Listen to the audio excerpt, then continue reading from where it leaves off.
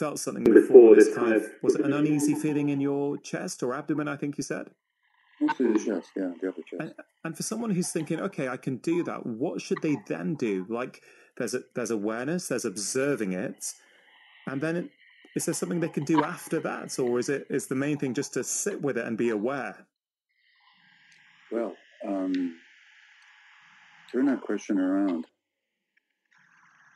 If your child was feeling anxious, what would you do? You would, you'd ask them what's going on.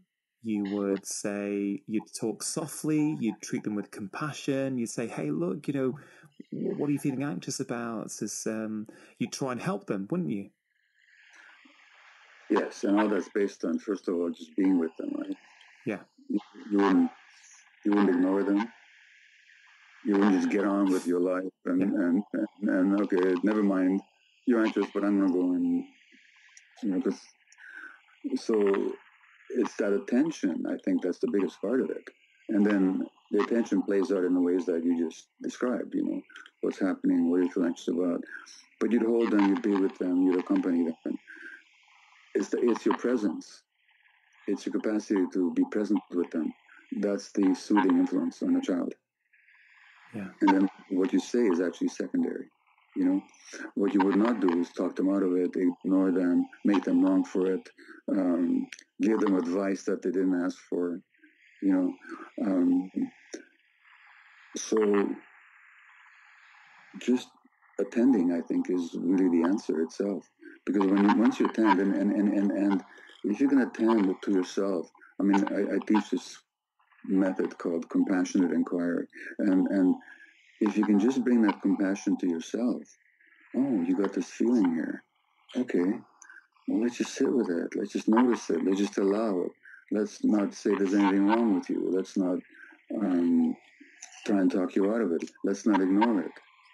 I believe that process, and then, okay, is this a familiar feeling? Have I experienced this before? Oh, yeah, it's not that attention. I think that's the healing part, and or the healing process. And you might have to do that 3 or 4 times a day, as you would with your child. It doesn't take a long time. Yeah, the big feeling that's coming up for me as we're having this conversation is that for some of us, could this global situation, for all the problems that are there with it, and of course there's going to be,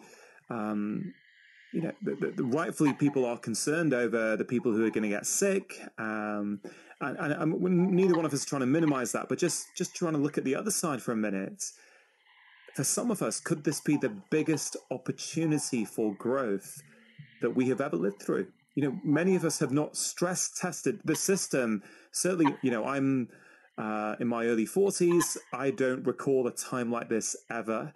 I actually, before the strict self-isolation rules came in the UK, about a week and a half ago, I went round to my elderly neighbour who's 91, who I hadn't really seen for about 6 weeks. And I thought, well, you should really just go and check that she's okay. Her kids don't live nearby. She's by herself. There's all this kind of isolation.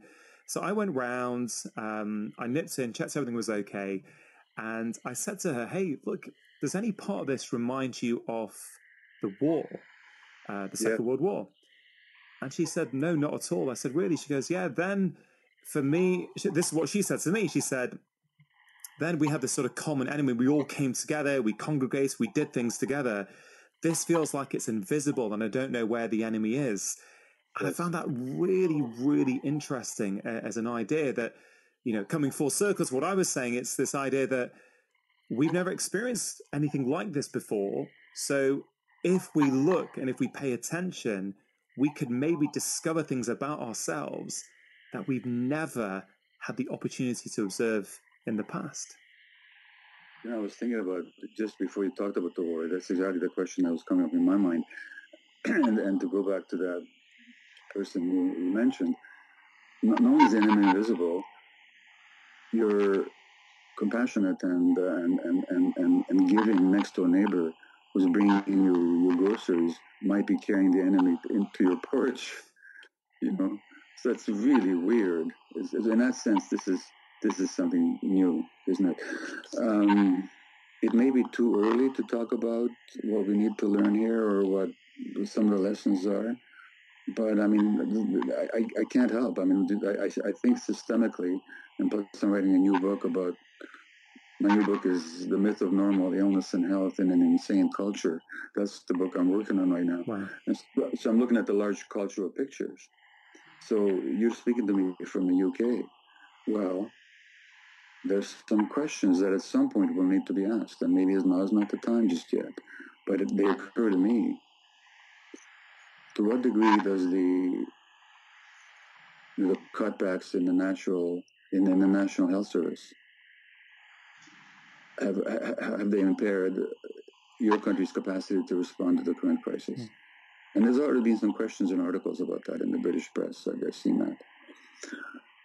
To what degree does a society with huge divergences of wealth and power, high levels of inequality, and we know from Sir Michael Marmot and other British researchers the health impacts of inequality. And of course, it's the people that with underlying health conditions who are most prone to fall victim to this disease. Well, that's not just a part of the virus. That's not just a viral effect. That's also a social effect. So I won't say more about that now, except to mention that your question about what can we learn here is applicable not just at an individual level, but also on the social level. And I think it's very important that when we've dealt with the acute crisis, that those conversations really begin in earnest and very, very deeply. Yeah. On the individual level, I think I think certain things are becoming clear. One is, as I said in another conversation recently, is just clarifying what our values really are, what's really important in life. Yeah.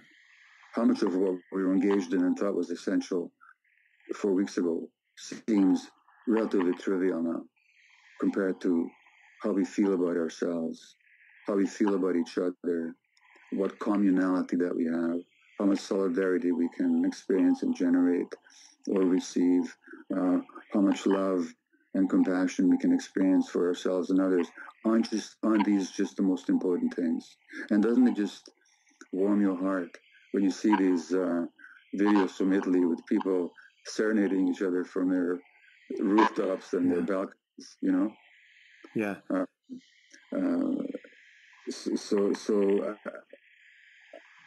I think that's already emerging is what's really important to us. The other thing that's emerging is, which goes along with the entire conversation that we've been having, is what are our internal resources that we can contact to get us through this? I mean, this really is training in a certain sense. It's like heavy lifting.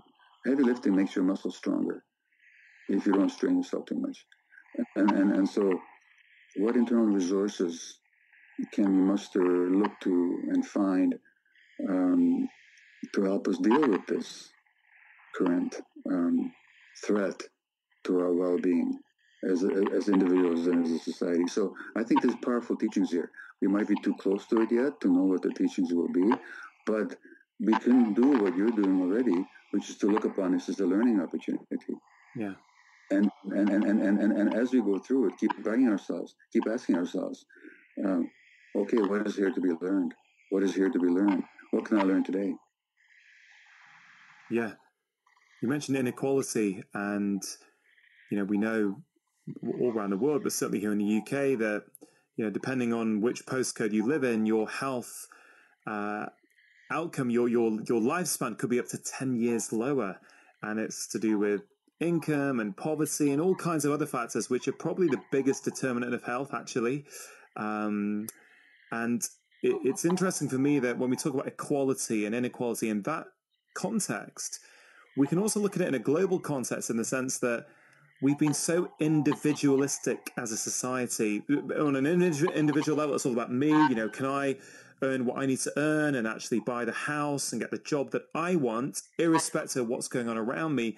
Countries have been doing that. We need to make sure we're the strongest and we've got everything in order. But hold on a minute. now we've got this global problem. It doesn't really matter whether you're a rich country or a poor country, in the sense that that virus can still come and penetrate in. And therefore, it's like, well, is it possible for us to be individually well, whether you talk about a person or a country, if all around us is unwell? And I don't think it is. Well, and that's another big lesson here, isn't it? Because we live our lives, as you say, as if we could just avert our eyes from what's happening in the rest of the world. But if we're honest about it, and I've said this before, what if all of a sudden I told you that there's a preventable illness that kills 800,000 people in Europe every year, tens of thousands in the UK, 15,000 here in Canada, 8 million around the world. If I told you that there's such a preventable disease, you'd say, well, yeah, what is it? And how if it's preventable, why don't we prevent it? Well, there is such a disease. It's called air pollution. Air pollution kills that many people every year. The numbers that the coronavirus has claimed so far is nowhere near that. Now, which is not to say to minimize the viral threat, but it's to say that we do live our lives most of the time oblivious to reality.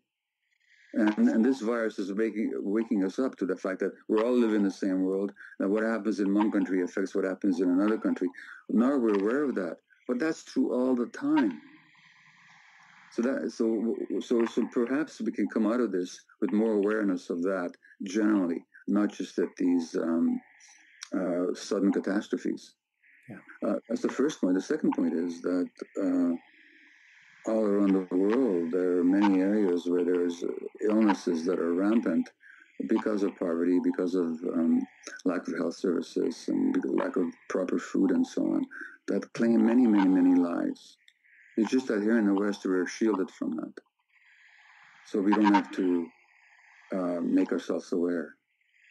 And then there's a third level, which is, to me, we're getting into the realms of evil.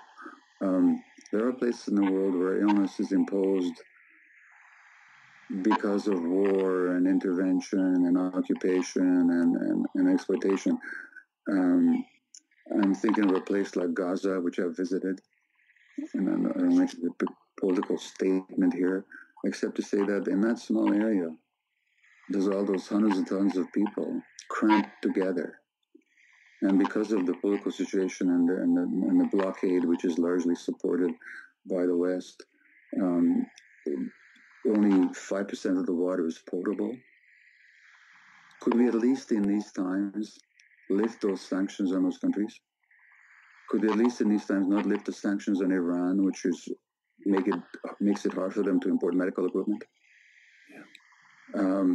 In other words, could we be just at least, I think the UN, maybe the Director General of the UN or the Secretary General called for an international ceasefire in areas of conflict. Till this virus is over, let's just not shoot each other. But what if we called an international moratorium on anything that makes people suffer, that we're doing that makes other people suffer?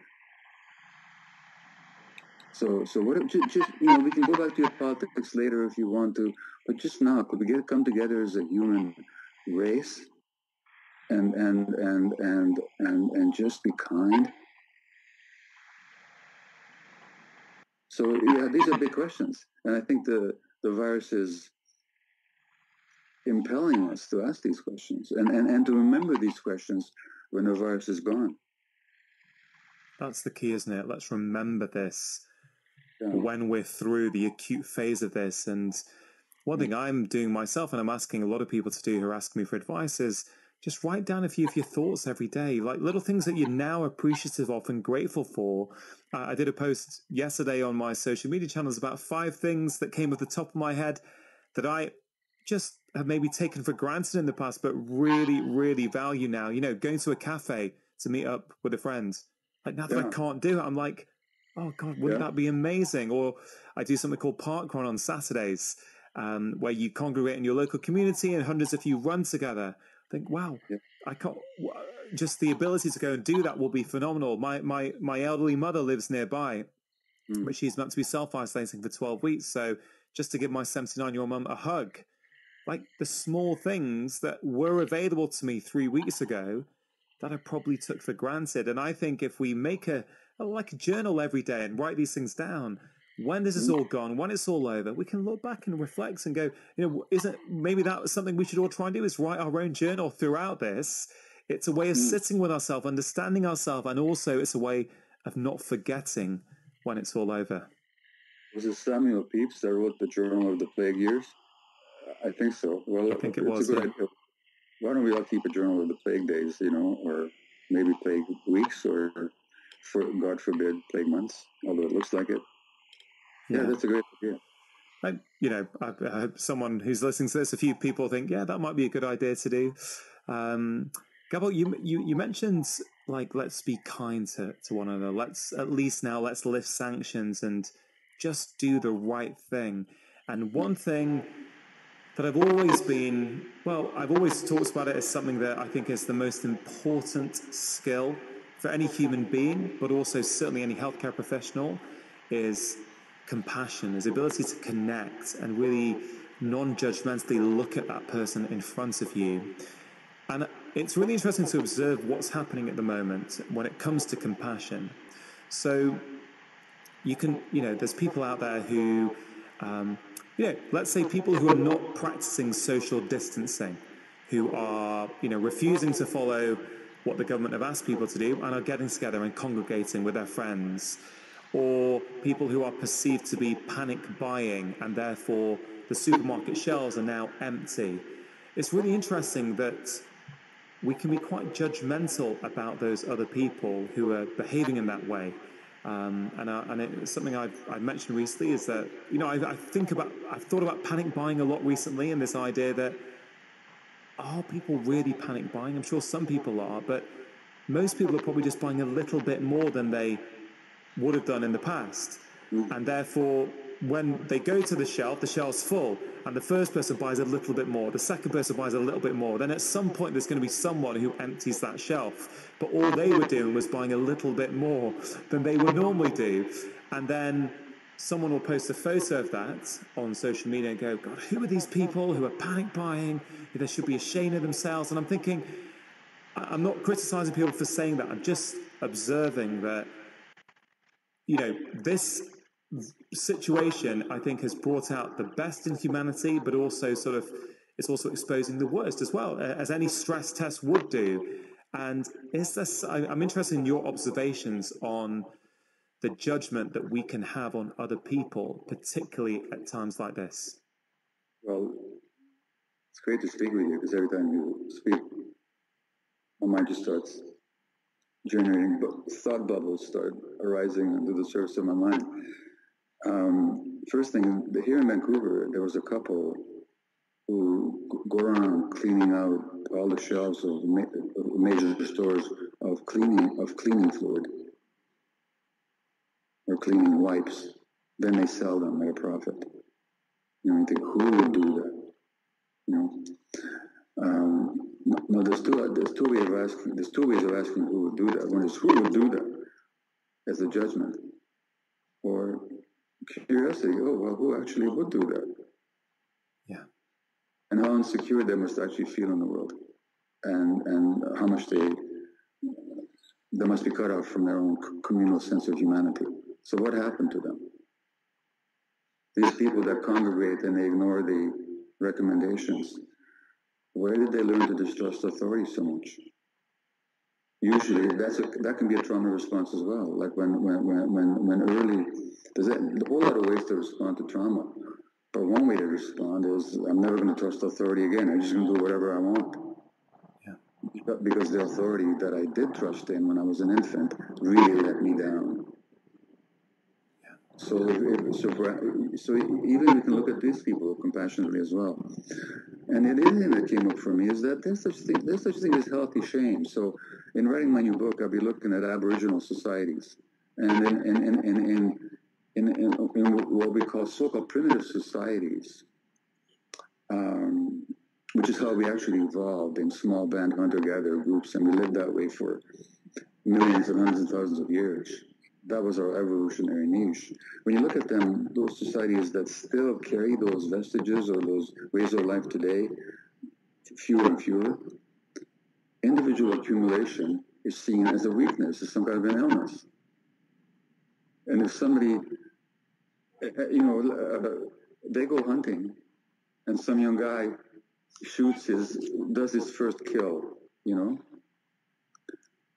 everybody criticizes him, and they ritually will make small of it. Why? Because they don't want anybody to get a big head. Right. They want to say, okay, you're doing this for the community. It's not malicious, but it's not about individual achievement and individual accumulation. That wealth for them actually lies in communality. So that in a lot of these cultures, including here in the west coast of Canada, big celebrations would involve people giving away their wealth to others. Yeah. And real wealth was in how other people regarded you and how you connected with them. So this crisis again shows how far we've come away from our roots. Yeah. And when you think of yourself or think of ourselves, when do we feel best? When we have gathered something to ourselves or when we've given it? And most people will say, I feel so much better about myself, so much more peace, so much more joy when I'm giving, not compulsively, but out of free choice. But that goes contrary to the way we're programmed in our society. So again, this to go back to our theme of learning, this viral crisis is really maybe teaching us something about our true human nature. Yeah. Are you and your wife dealing with this in different ways? Well, we do go for a walk every day. Yeah. We're just going out in the fresh air. I'm spending much of my time at my computer writing my book. My wife's an artist, so she draws a lot. She paints. She's not painting, she's drawing a lot these days. But she's also doing crossword puzzles. Yeah. She just got a great way to just relax. I guess so she's doing what she needs to, but if you're asking me, are we dealing with it emotionally differently?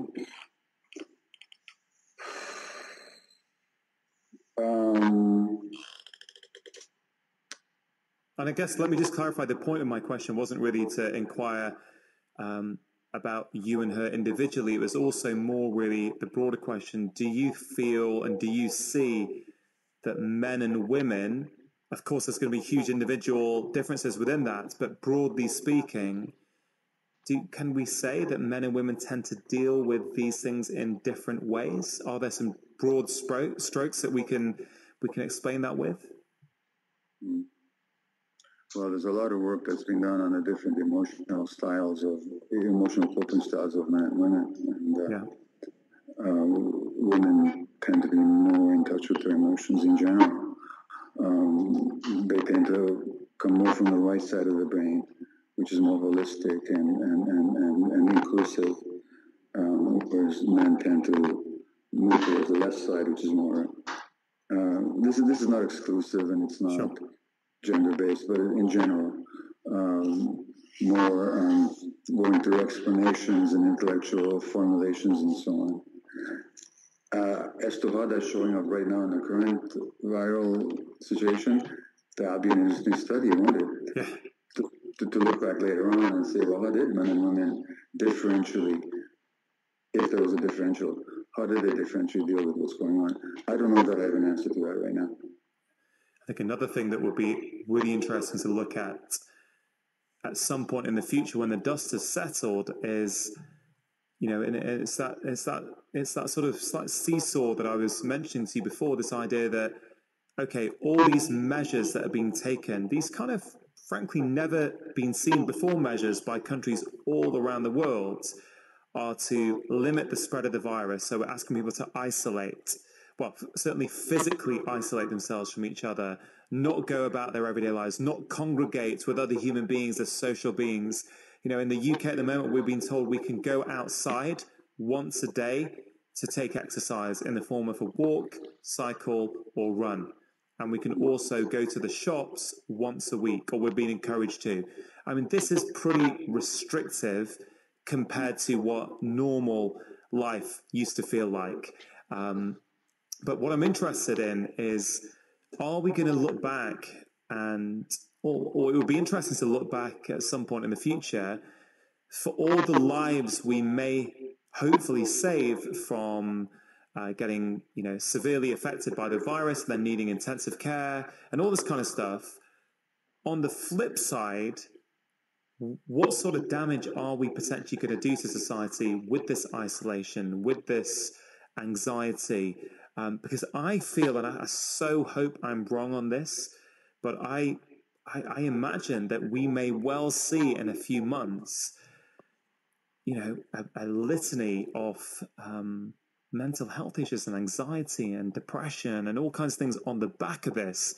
And then it's that whole acute versus chronic piece, that we're not taking these chronic things like air pollution and mental health and all these things which kill millions of people each year seriously, but we are with the virus. And I think there's a really interesting thought experiment there, is that, will it have been worth it? I don't mean to sound, I'm very conscious. I don't mean to sound as though I think we should be taking the measures to protect life, right? So I'm not saying we shouldn't be, but will we look back and go, what, was there an unexpected consequence of doing that? Well, I've had the same question come up in my mind. Let me tell you a quick story. Just before you called me, a friend of mine called me, another retired physician. She goes on her bicycle and she delivers what's called Meals on Meals. Meals on Wheels. So they take food to, it's a program here in Vancouver, they take food to shut-ins and old people and so on. And my friend Elaine, who was delivering the food, there's an elderly Hungarian lady who is among her clients. And they don't share language at all. The woman does not speak English at all, and Elaine speaks no Hungarian. And she called me just now, just before you called me, because the woman wants her to come closer like she usually does, but Elaine won't. Uh-huh. But because of the language barrier, Elaine couldn't explain why I can't come close to you.